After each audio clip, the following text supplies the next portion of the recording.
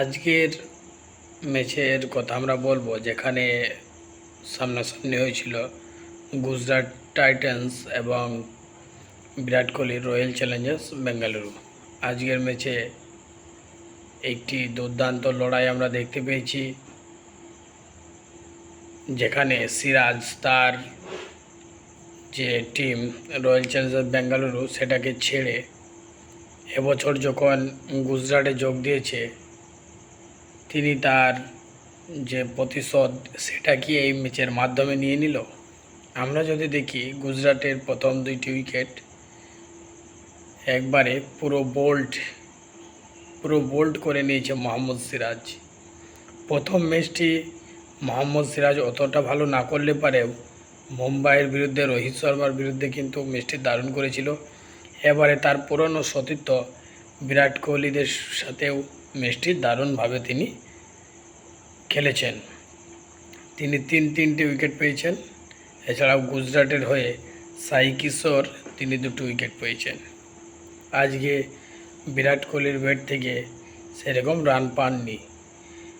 ধীরে ধীরে নিজের অস্তিত্বটাকে খুঁজে পেতে চেয়েছিল পিল সল্ট, কিন্তু সেই সিরাজ তার স্টাম্প উড়িয়ে দেন এবং সাজঘরে ফেরান, যার ফলে আজকে প্রথমে ব্যাট করতে নেমে বিরাট কোহলিরা 169 রানের একটি ছোট্ট টোটাল তারা কিন্তু স্কোরবোর্ডে লাগাতে পারে, যেটির জন্য 170 রান করতে হতো গুজরাট টাইটান্সকে।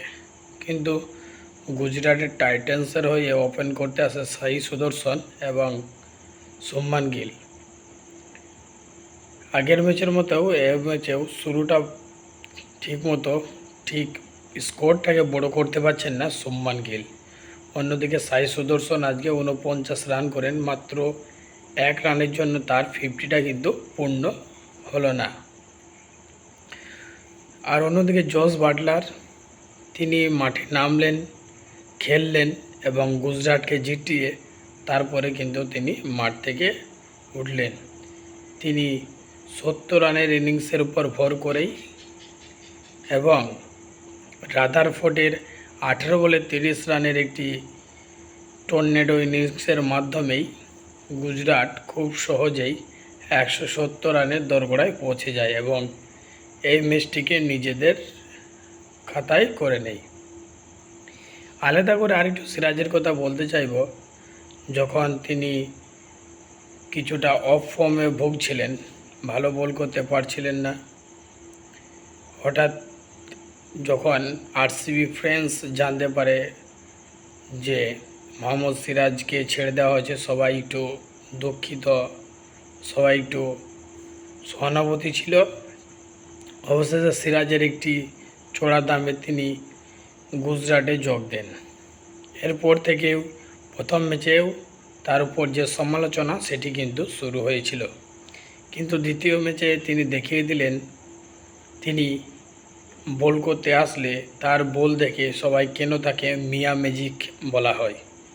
আজকে মিয়া ভাই সেটি করে দেখালেন, যেটি তার বোলিংয়ে আমরা প্রথমে দেখে এসেছি।